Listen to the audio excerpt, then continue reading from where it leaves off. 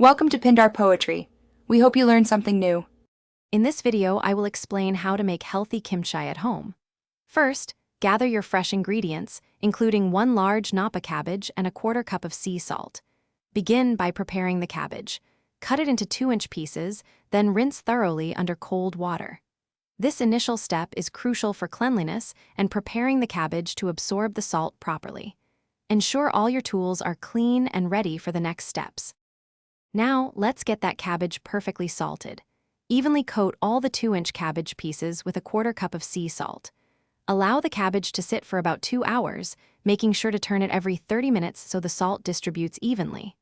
After salting, rinse the cabbage thoroughly 3 times under cold water to remove any excess salt, then drain it very well. This process softens the cabbage and draws out moisture. Next, we'll create the flavorful kimchi paste.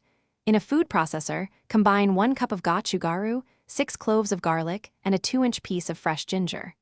Blend until smooth. Then, add 1/4 cup of fish sauce and 2 tablespoons of sugar, mixing well. Finally, combine this vibrant paste with 1 cup of shredded daikon radish and 4 chopped green onions. This mixture forms the heart of your delicious homemade kimchi. With your paste ready, it's time to combine everything. Using gloved hands, thoroughly mix the kimchi paste with the drained cabbage until every piece is coated. Pack the kimchi tightly into a clean, airtight jar, ensuring there's about 1 inch of headspace at the top. Let it ferment at room temperature for 1 to 2 days, then transfer it to the refrigerator for longer storage. Remember, fermentation time can vary based on your preference for tanginess. And hey, if you're looking for more ways to enrich your life, check the description below for a link to a fantastic book about money, plus other great deals.